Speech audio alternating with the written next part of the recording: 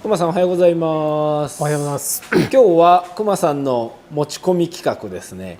どんな内容ですか？持ち込みっていうかYouTube 始めた最初の方にはい一回ナックルの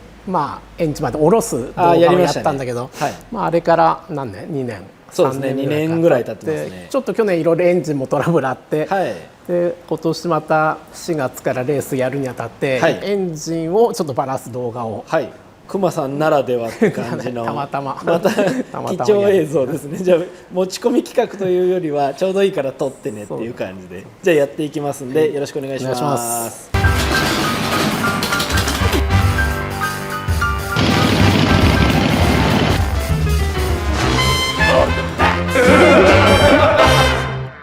じゃあ作業を開始していくんですけど、はい、さっき言ってたレースっていうのは、そうこれは一応なんだっけ AVCC、はい、アメリカンヴィンテージなんとかなんとか、はい、ハーレーとか、インディアンとか走れるレースで、レギュレーションは1948年までで、はい、48年はパンヘッドがあるんで、パンヘッドは後の年式までリジットであれば OK、リジットスプリンガーか。そういうクラスで、最近はそれやっぱり台数が減っちゃったんで、ショベルクラスも増えて、今のところ焦点は別なんだけど混走でショベルクラスとも一緒に走るっていう。これがだから、1947年のナックルヘッド。じゃあこれを今乗ってるとこタンクだけ外れてますけど、昨日オイル抜いてタンクだけ外した状態で、ここからバラしていきます。はい、そう言われると何からやったらいいか全くわからん。ちょっと黙々と作業動画みたいなになっちゃうかもしれないですけど、たまに僕から話しかけていこうと思います。多分今こっち2階で作業するのも初めてなんで、そうですね、工具の鑑定も全部新しくしたんで。これはいつも映ってるとこの工場の2階ですね。ないんだよね。ちょっと紹介はしてきましたけど、実際の作業風景は初ですね。何がどこにあるかよく分かったな。物の位置が分からない。何からなのかな。とりあえずキャブを外しちゃう。キャブを外していく。いやでも2年前に車両の全バラって言っても、正直僕にとっては昨日のことのようにもうすっかり忘れちゃった。長くやってるなと思いながらも目まぐるしく。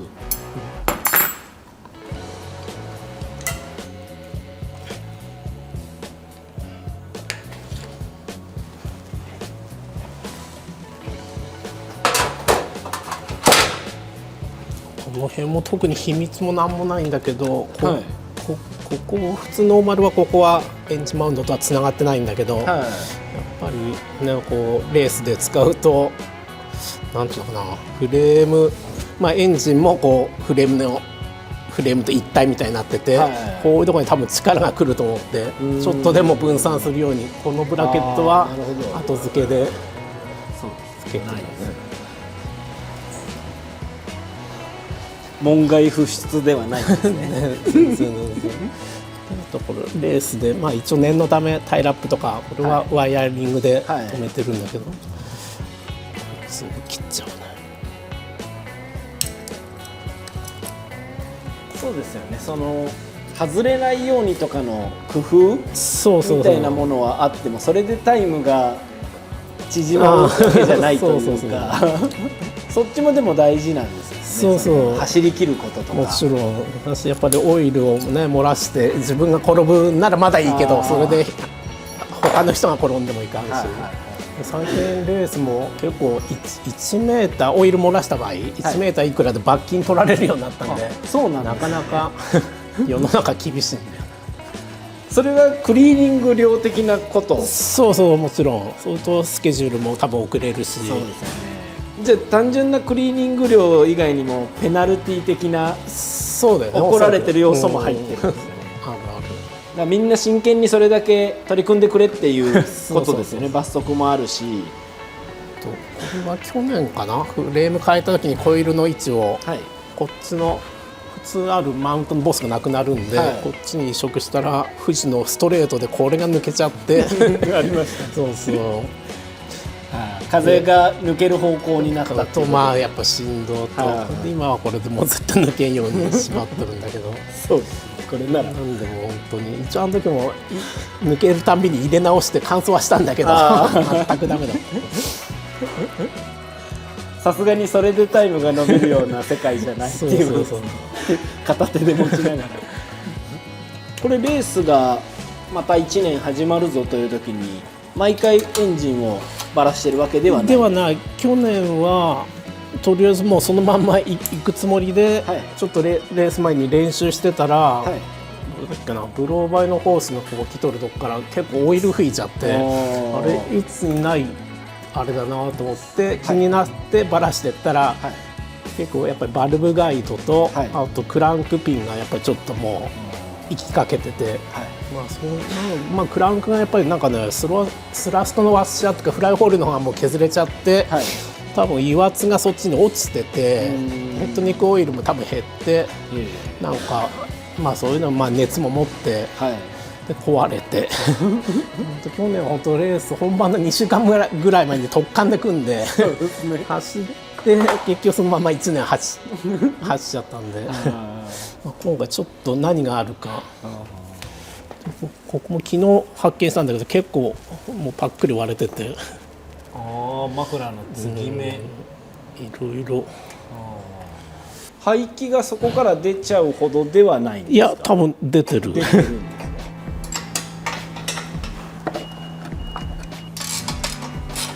このチャンネルでは僕がカメラマンが素人として質問を自由にかましていくんですけど、これエンジンの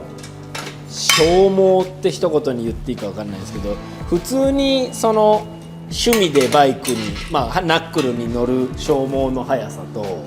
これレースに1年出ると何倍ぐらい傷んでるような感覚なんですか？それは考えたことないけどどうなのかな。開けるたびにシリンダーなんかには、やっぱり吸気側にこう傷が入るんだけど、やっぱりこれはファンネルで乗っとるけど、大体チョッパーの種もね別にエアクリーナーなしで乗っとるで、そういう過酷さは一緒かなそういう意味では、やっぱりエアクリーナーはあった方がいいような気がするけど細かいもの、そうでもそれでね1000キロ2000キロで壊れるもんでもないし3万キロとか走ったからっていう話だよね。熊さんのこの車両なんかは本当レース専用の車両としてでこう日常足にしたりはしてないじゃないですか、なんで1年とかで乗る距離で言えばよっぽど短いですか？距離で言えば短いレースの練習と本番っていうことですね。そうだよね。距離で言えば短いけど、じゃあ普通の1年バイクですからそうですね3000キロとか乗ってるような人、よく乗るよぐらいの人とかと同じぐらい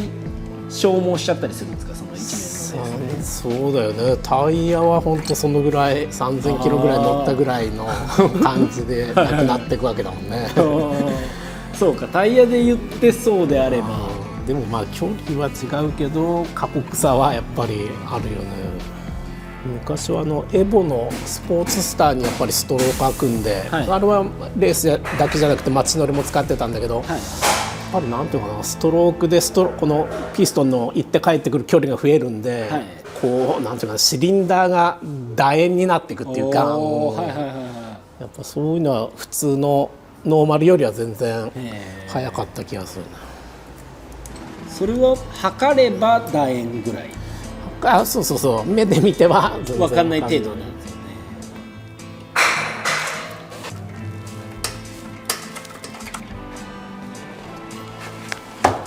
ね。AVCC 出てる人たちはこう個人っていうか何ですか、お店とかチームじゃなくて個人で出てる人の方が多いですか？でもやっぱりショップがショップでそうなのかな、やっぱりショップ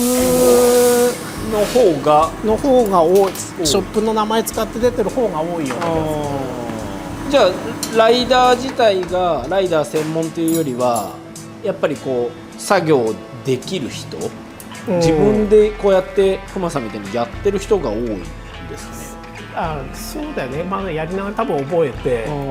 大抵のことはやっぱ自分でやるのかな。はいはいはい、今マフラーが走った。おお一周だね一周割れてます。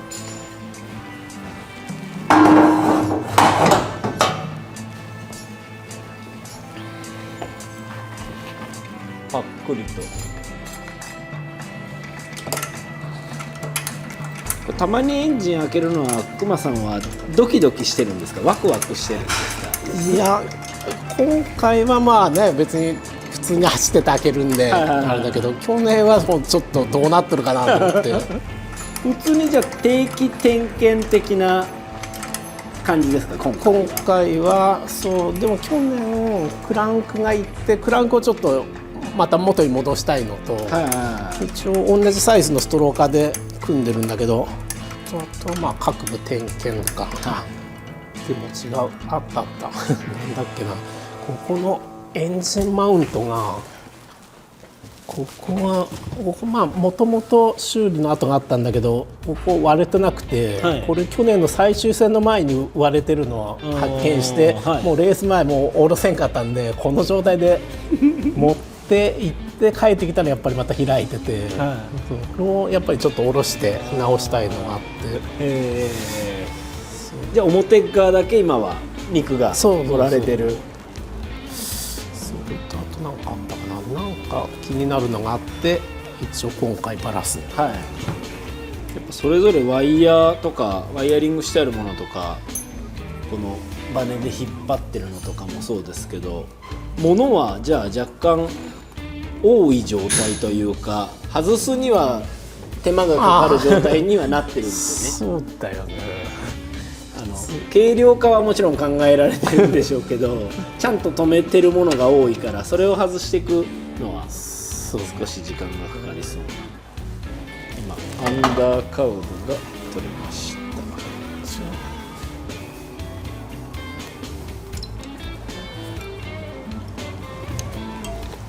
暗いな方が。そうですね、若干暗いですね。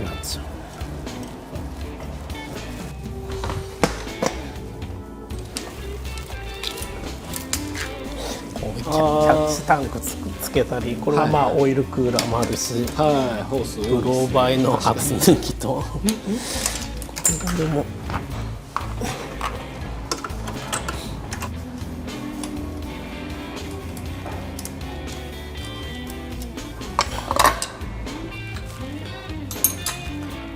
今日はくまさんごっそりこのエンジンをゴトンと下ろすんじゃなくて、そうだね、今回は全バラなんで、まあ、このまま下ろしてもいいんだけど、もうこの状態でヘッドまでは取った方が下ろしやすいし、でこれからとりあえずヘッドを下ろします。ま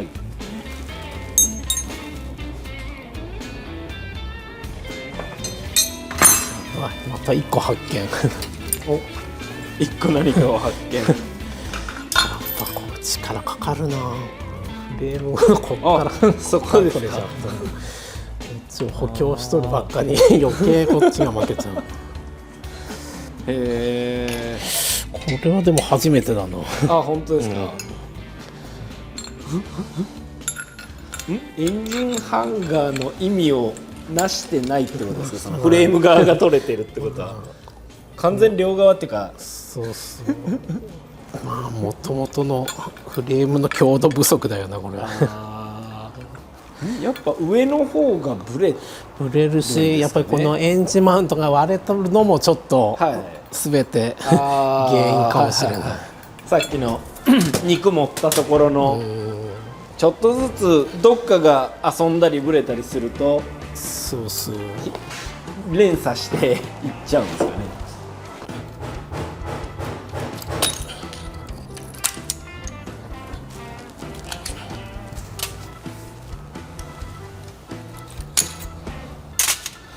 エンジンの中触るときはまあ軍手はやめるか。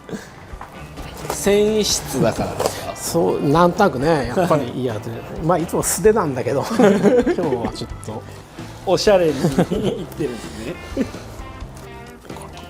すね。対慣れんかでも一応ノーマルの格好はしとるけど、はい、大ナイスがああそうなんですね。バルブ周りにトラブルがあればこのまずタペットが、はい、このクリアランスがなんていうの狂ってガタが出てたり詰まってたりするんで、はい、異常ない。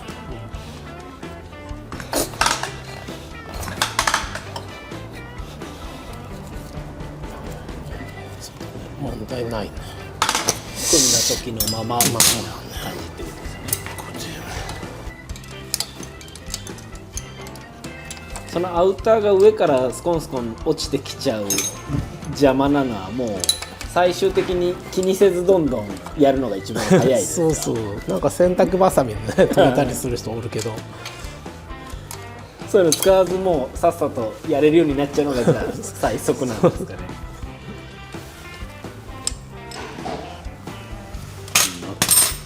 2本目のプッシュロットが外れました。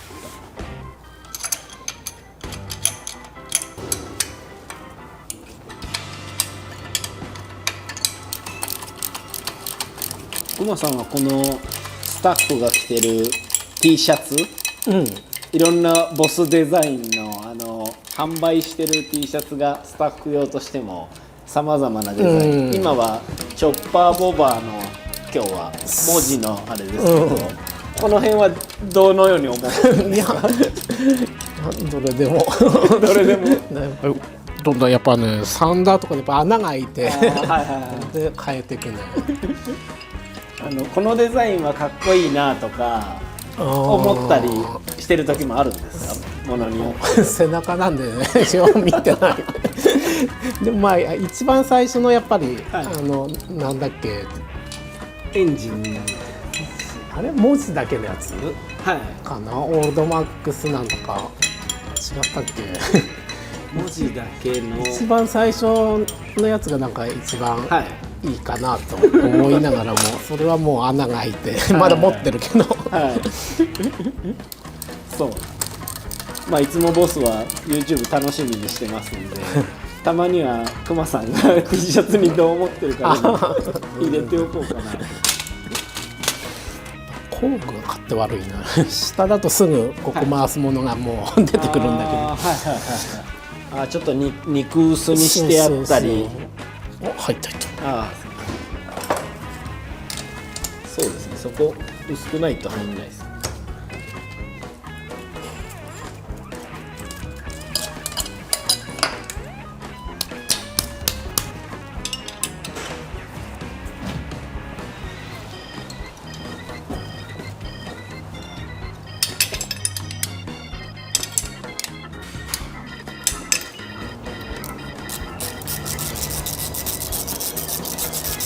そんな工具があるんですね。僕は初めてそれ知りました。ここやるにはもう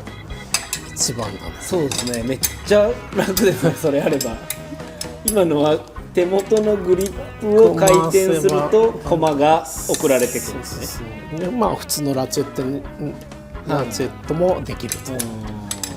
固めることもできる。多分これ難点はどっち回してもこっち回るんで、食った時に戻せなくなってもうとにかくこう切り替えればなんとか手入れてでも逆回転させると、なかなかここにはデスビを抜けばいいんだけど、ここは入んない。今日はデスビがあってそこは入んない。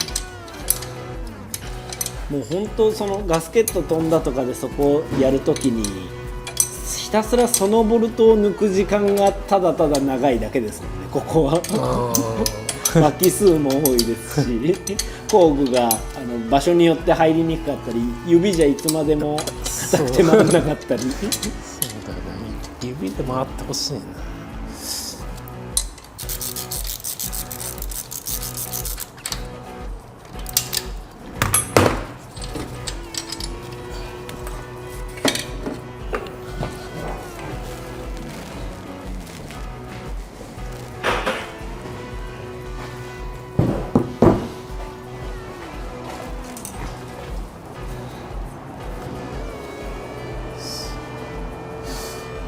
してもこのナックルはやっぱり背筋とかちょっと抜けかけるんだけど、今回はでも全然いい方だ。はいはい。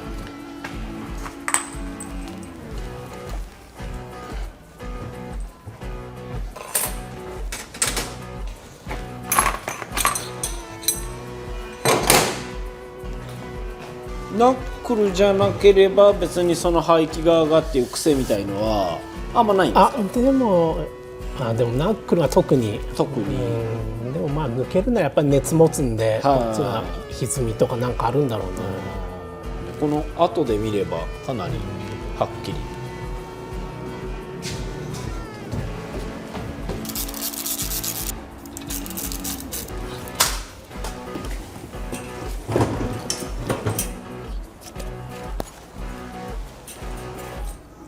こっちはちょっと抜け気味。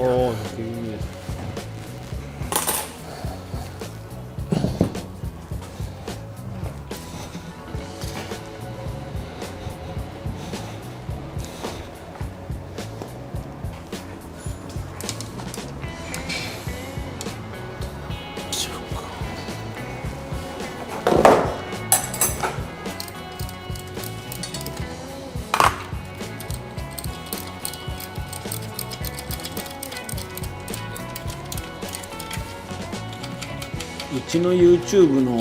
チャンネルはやっぱり30代の半ばから60手前とかまでが明らかに視聴者層が多いデータが出てるんですよ。でもちろん男性ばっかなんですけど女性もそれでも始めた頃よりは増えてますけどね。ただどっちにしてもかなり少ない割合それもデータで出るんだね。そうですね。管理画面みたいので YouTube で見れるんですけど、やっぱ若い世代がそれでも例えば20代とか20歳ぐらいの人とかもそれは女性よりは多く見られてるんですよ。男性の若い子にも。なんかこういう今日のメカメカしい動画とか見て結構僕はそういう若い時からかっこいいなとか興味がもともとある方だったんで、こんな動画 YouTube で見れたらすごいなんですかそそられたり興味を持ち始めたりしそうなもんですけど、どうなんですかね。最近の視聴者の人たちは時代が違えば感覚まで違うものなんですかね。このバイクにもって秘密があれば食いつくけど秘密がない。秘密がない。なんか元はといえばちょっとこう自転車のハンドルを変えたいとか、ちっちゃい頃になんかこういうものを無駄につけてみたいとかそういうのに目覚めていく人たちともちろんそんなことに全く興味ない人たちと幼少期からあるのかなと思うんですけど、それ自体は今の時代風習としてあるのか、そういうのも果ては仕事にするしないになんか関わりそうです。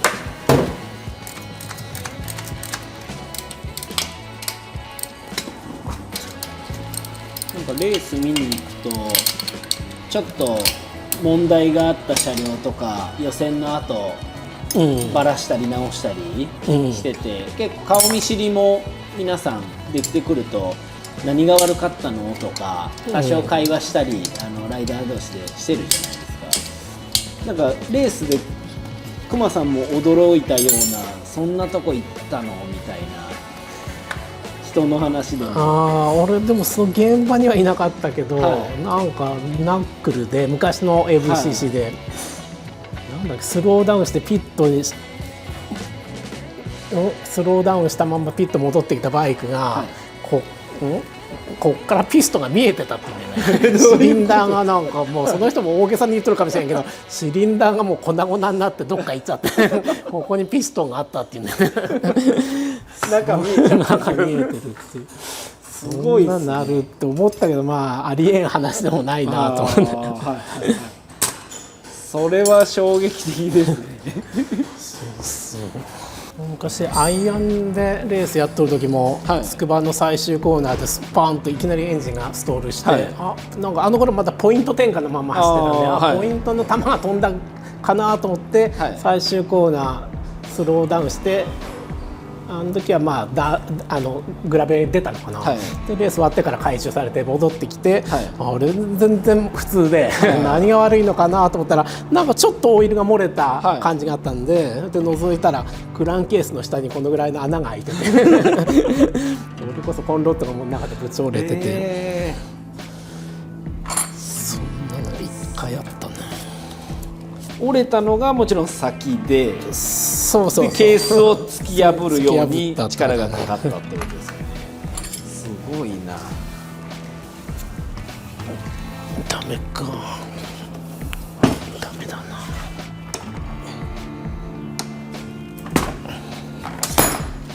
降りるかな。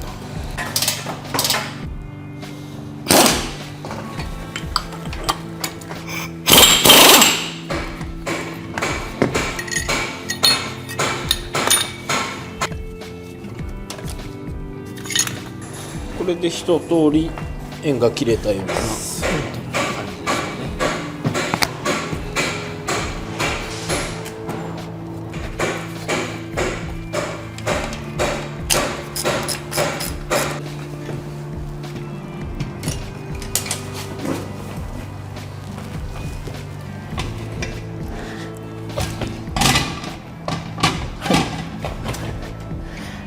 これが邪魔か。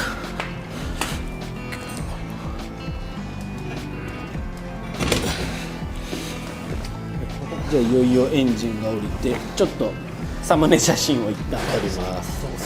ちょっとこれからちょっと下ばらすんだけど、はい、そのマットの間に一応ちょっとこれハイガソリン、はい、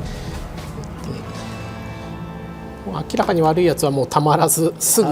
出るんだけど、まあちょっとそれを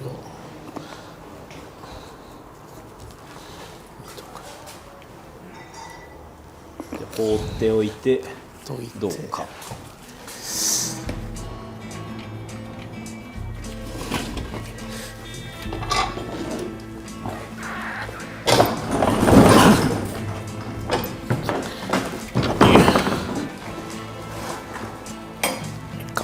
これも言っとくかこれ気になる人もいる、これそうですね。俺はなんていうの、よくハーレーでこの辺が割れるのをもう散々見てるんで、はい、一応ちょっと補強がてらシリンダーのベースとここで、はい、このボルトナットでちょっと締め上げるようにして、ちょっとでもっていう、まあ中央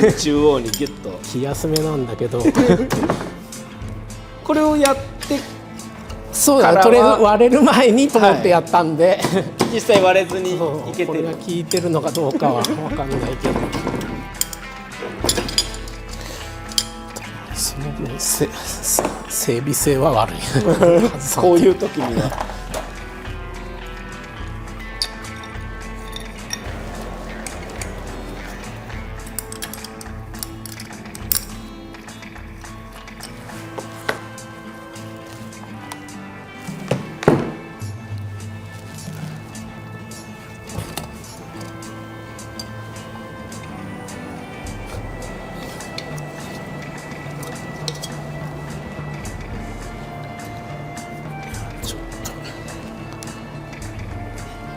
ちょっと焼けとる焼けてるな。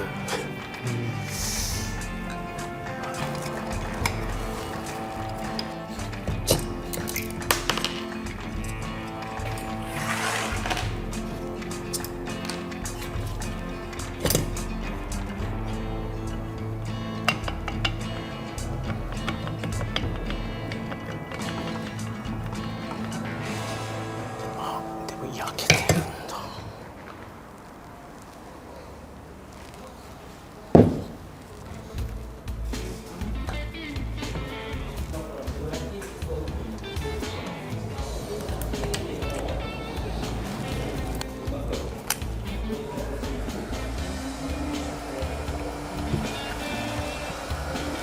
なんでヒーターで温めるんですか？ピストンによってなんだけど、はい、ピストンピンとピストンが多少こう圧入っぽく入ってるタイプは、まあピストン温めてやると、はい、パッと抜けると。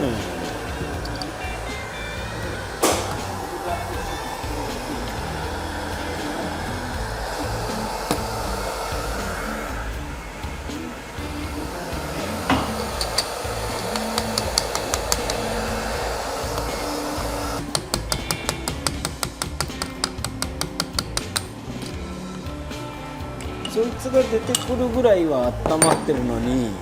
その薄い手袋で触ってられる程度のそうそう熱さなんです、ね、ちょっと我慢し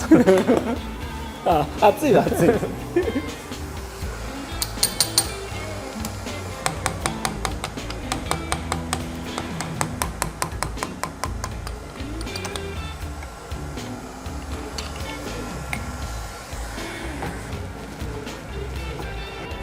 さっき一瞬言ってた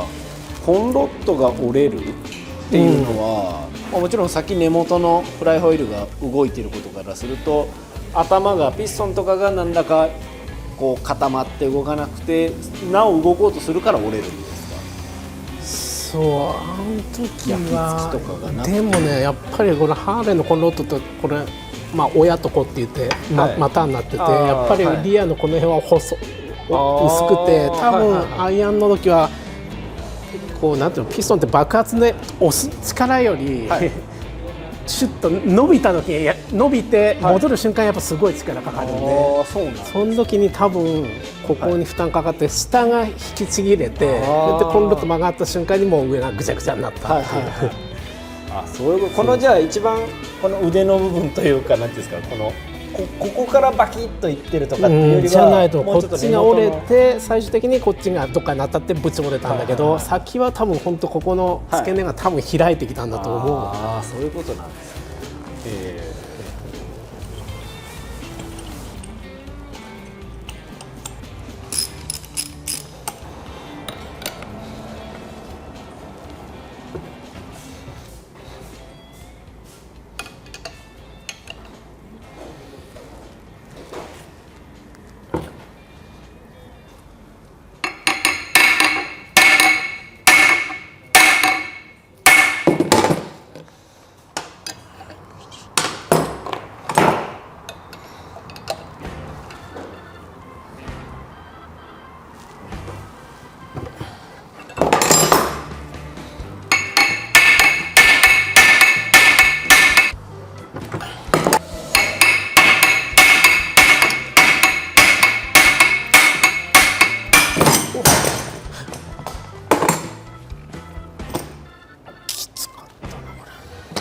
テーパーになってるってことですね。ここが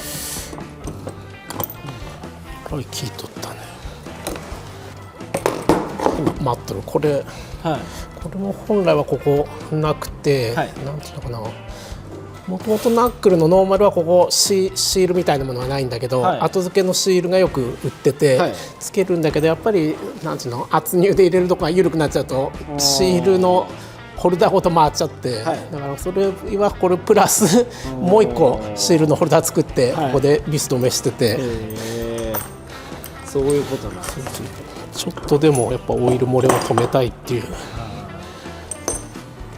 ここまでヘッドを下ろす辺から作業始まって、自宅にインチ工具ある人はこれやろうと思わないかもしれないですけど今のクーラーが出てきたぐらいから自宅の工具だと、そうだ、さっきのここのナット入れるのに、まあさっきインパクト使ったんだけど、そうだよな、手でやるにはベルト回っちゃうし、ベルトとかなんかベルトの間になんかねかましてやっても結構ベルトの負担かかるんで、インパクトあった方がいいかな。だんだん真似できない作業になってきました。この柿から今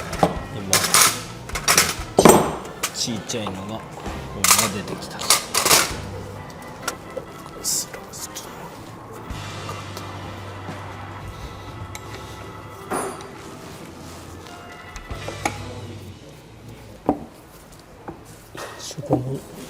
ナックル全部とパンの何年まで54までかな、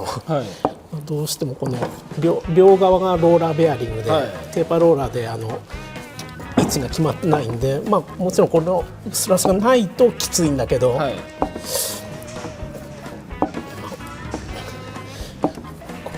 これ今でもコンマ3ぐらいだね。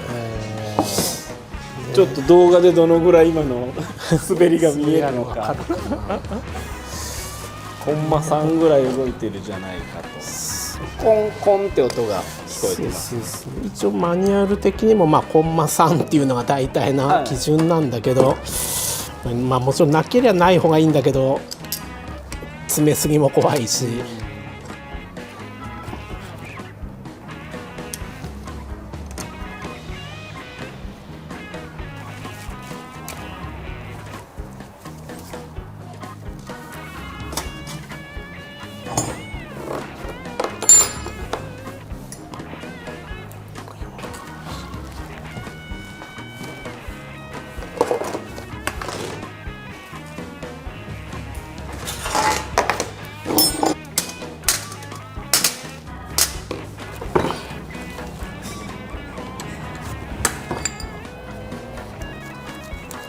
工具の良し悪しって精密性と耐久性ですか？いいものは。そうだよね、やっぱり壊れてもいかんしね、でもやっぱり価格もあるよねいくらでも全然違いますよね。同じものでもどこにでも売ってるものと。そうそれでもやっぱりいろいろ使ってみないといい悪いが言えないんで基本的にメーカーこだわらず何でもホームセンターの工具もある、今タペット抜いて、これショベルなんかもそうだけどやっぱここのタペットのローラーのガタが結構、本当に車検前にここ 見たいぐらいだもんねこれがいっても逆にこうナックルみたいにソリッドタペットだとその分詰めちゃえばそれで動いちゃうし、ショベルの油圧タペットなんかでもガタが出てても勝手に調整しちゃうんで、結構普通に走っちゃうんですよね。どんな光景が見えてる？カムまで見えて、カバーは開けるんですけど、ここからはこんなようなクランクと一緒でやっぱりここに多少スラストにガタがないと、こういう脇が焼き付いちゃうっていう、してもきつめがいいわけではないってことだ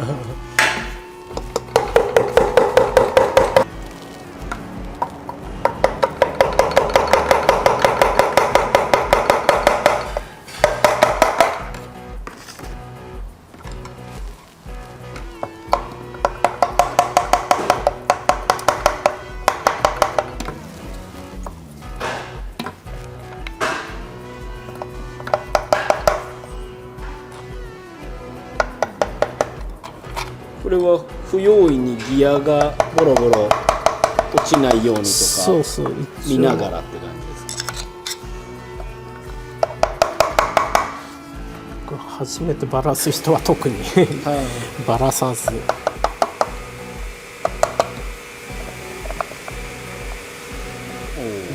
なんか残した方が違和感あるエンジンはもうこの辺でなんか鉄粉が出てくるんで、なるほど、下の方にこぞんでるというか。暗いね上からのあれだから。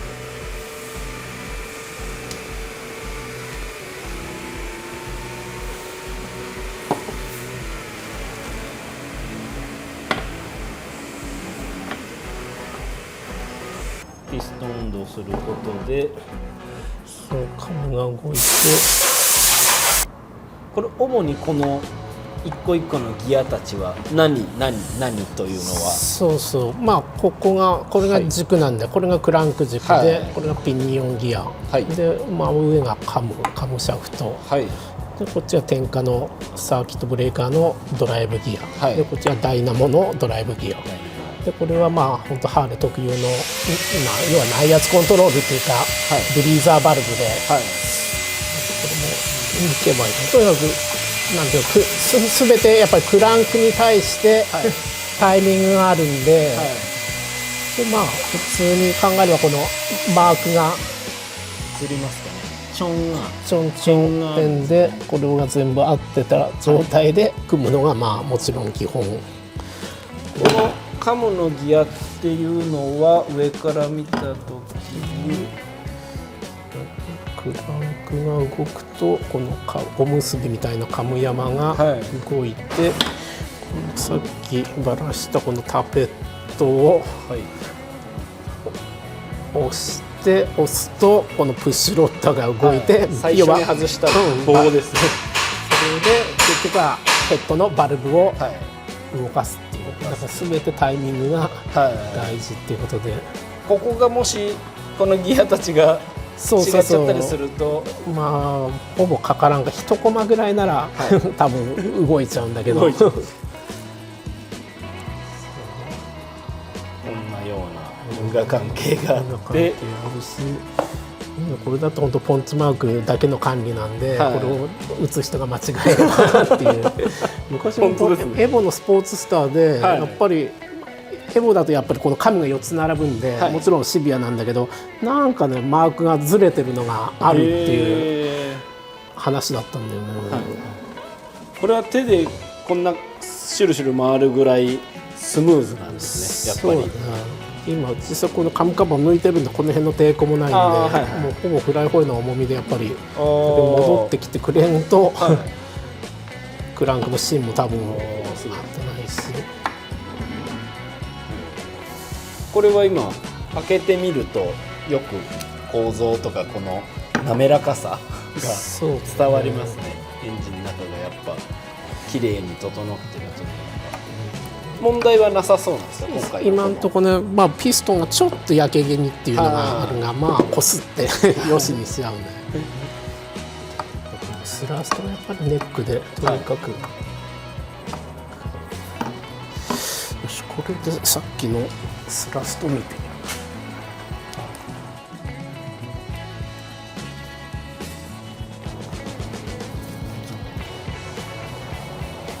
コンマ3じゃないな。やっぱ増えてるね。これでコンマ5ぐらいはスラスト動いちゃってるんで、やっぱり削れてるね。コンマ5、1ミリの半分 0.5。それも見た。これバラしちゃうとまた一から見んといかんんで、まあ、バラす前に見れるなら見といて。なかなか1ミリ以下のことを考える世界っていうのも普通に生きてたら多くないですよね。ほとんどの桁は1ミリまでで日常生活はいいことばっかりですもんね。まだもっと細かい桁までありますか？まあでもそうだよね。あとはブッシュとのクリアランスはもちろん1000分台だし、ピストンとさっきのシリンダーのクリアランスは100分台。100分のまあピストンによってもだけど100分の5前後。すごい細かい数字ですね。でもね、その昔の人がその1000分台までどうやって測ったのかお金出せばいいものがあったのかもしれんけど、やっぱりあくまでも1000分台はもうこの感覚じゃないのかな。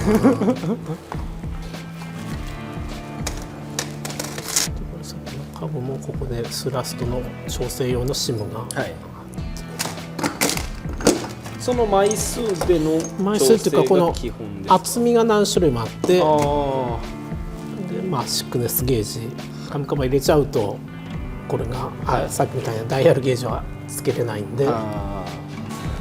リーズアバルか、これがまあピニオンでカムシャフトにくっついてて、これが回ることによって、要はピストンが下がる、ピストン上がって下がる時には絶対この中の圧をどっかに抜かないとエンジンにすごい負担かかるんで、その時にここの窓がここのクランクケースのこの中がくり抜いてあって、ピストン下がる時にはここで圧を抜くと一緒にオイルも全部こうカムにかけたり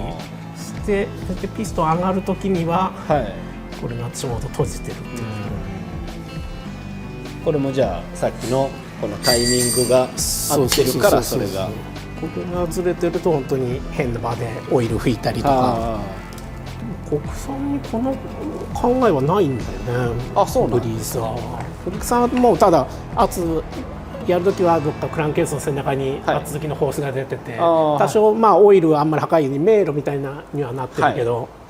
これをこうなんていうのタイミング的にやるっていうのはハーレーだけだと思うんだよね。これではあるんだけど、あともう一個オイルポンプだな。やっぱりなハーレーはとにかくオイルポンプがはい、オイルポンプが全てで、ここのサークリップ抜ければ、はい、ここ緩めてこうやって一体抜けるんだけど、はい、でもどうせ今回は全バラなんで、ちゃんとポンプも見たいんで、はい、やっぱりちょっとポンプはバラそうちゃんと。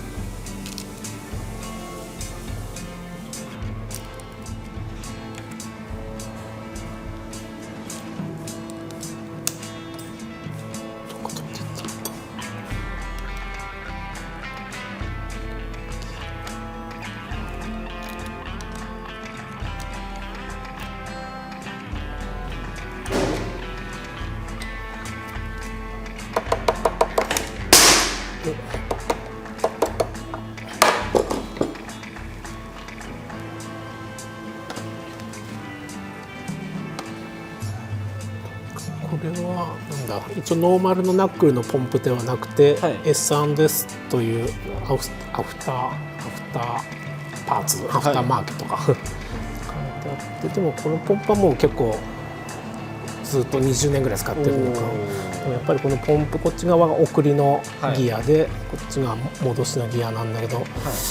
まあ戻し送りはしっかりね、まあ大体オイル交換しっかりしとればよっぽどあれなんだけど、戻しの方がやっぱりエンジンなんかあるとゴミが回ってくるんで、ここのボディにこれまあ多少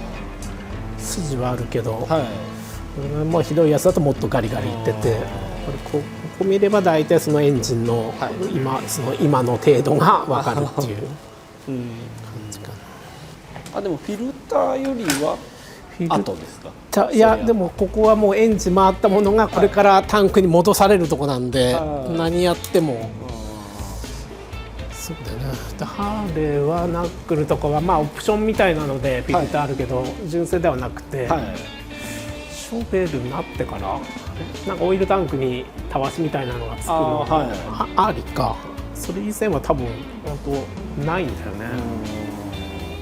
ショベルだとこの辺に上に行くオイルの通路のところに網があって、多少フィルターの役目なんだけど、あれはまあおそらくやっぱり油圧タペットにゴミを回したくないっていうものだと思うんで、基本的にはクランクの方には多分どんどんいっちゃうし、まあここが戻しが悪いとそのまんま汚れたものがオイルタンクに戻って今度はそれが回るんで。もういよいよ中身として入ってるのはもうないね。もう本当にこれでこのまま割ると多少オイルが溜まってるんで、何かに開けちゃうか。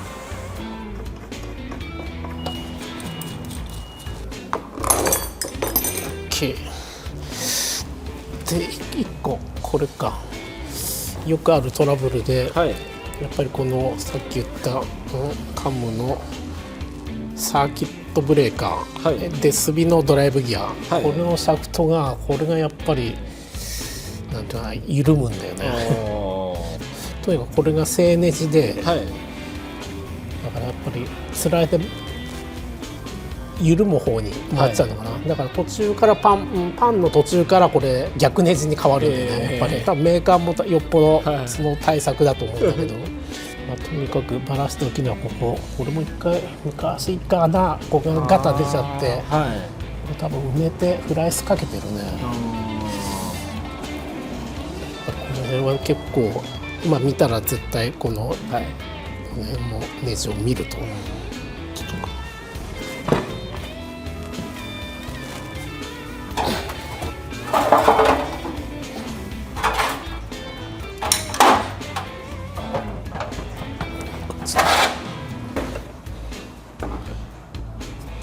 ショベルの途中までかな、後期は多分違うけど、この下2本はなんていうのかな、ちょっと圧入というか、スッと他のボルトは手で抜けるあれなんだけど、ここだけはこのボルトの下を太くしてあって、はいはい、やっぱりケースをちょっとでもこう位置決めをしたいって考えだと思うけど、はいはいはい、太くしてあるんで、ここはちょっと本当に叩いて抜かないと。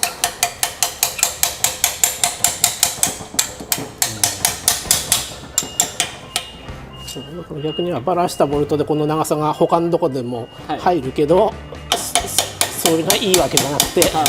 この下2本に入れる。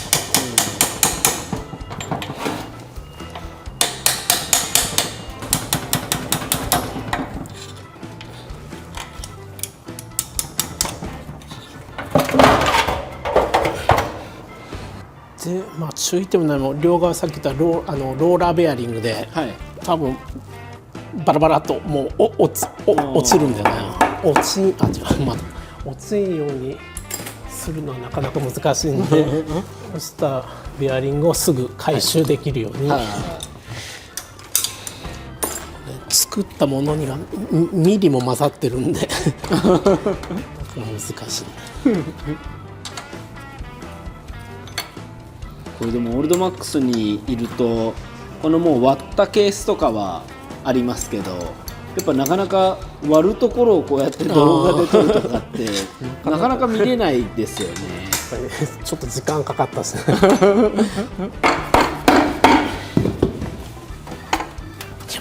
もう一本。これビッグチンは本当に分かりやすいけど、はい、アイアンの右側が一箇所なんかで忘れる位置にあって本当それ忘れてみんなこうやって叩いてよく、はい、割れんってなってる。難しいですよね。本当に硬いだけの時もきっとあるでしょうし。これもう実際これで浮いてるんで、あとはもう、はい、この抵抗はもうローラーベアリングの抵抗だけなんで、はい、ねじれる方には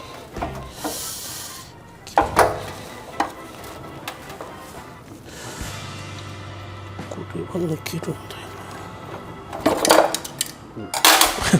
落ちたね。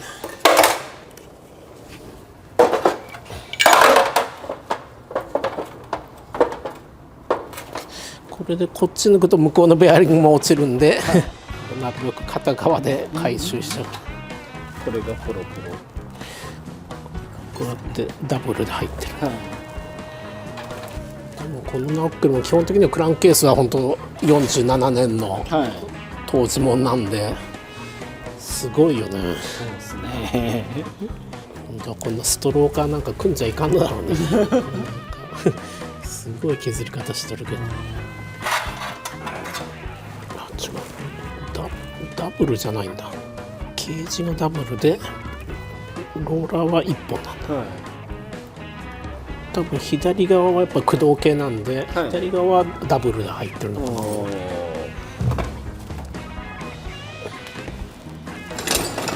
っぱ一個一個ものづくりですから作った人が考えてある。よっぽど頭のいい人が作っとるんだろうから。その作った人の意図とか気持ちを作業の中で考えるのはメカニックは大事なのかもしれないですね。なんでここにつけてるとかは当然ですけど、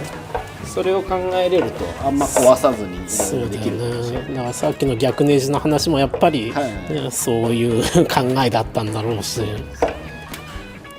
でも気づくのにだいぶ年月がかかってますね。その逆ネジがさっきの。そうだよね。ファンの途中だね。メーカーですから認めちゃっていいもの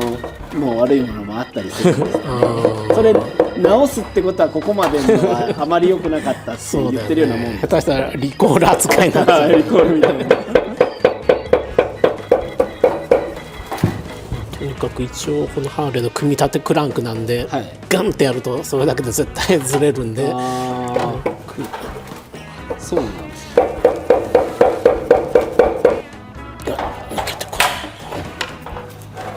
シールが2つ入ってるんで、はい、シールがちょっと効いてる。してるんじゃいかんけど。よし。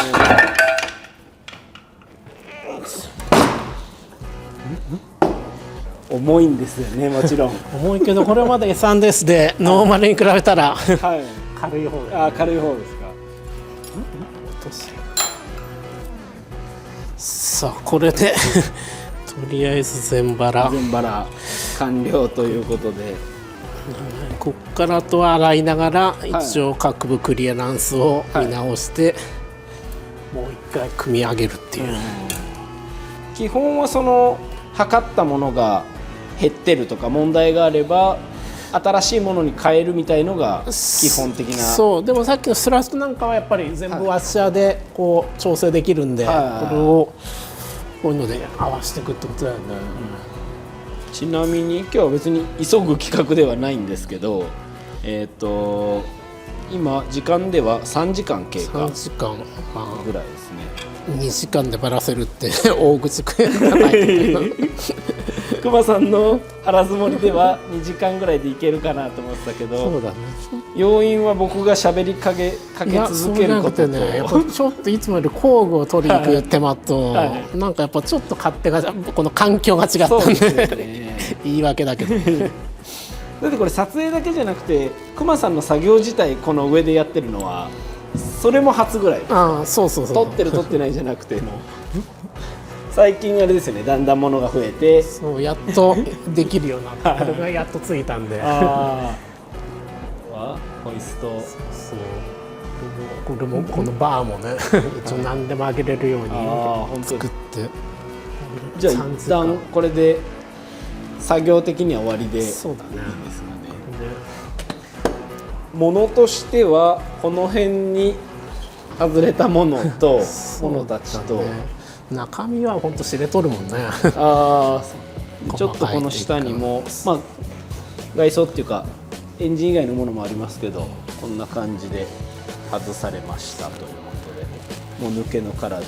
ございますちょっとつらかった感じが嫌だけどじゃあオ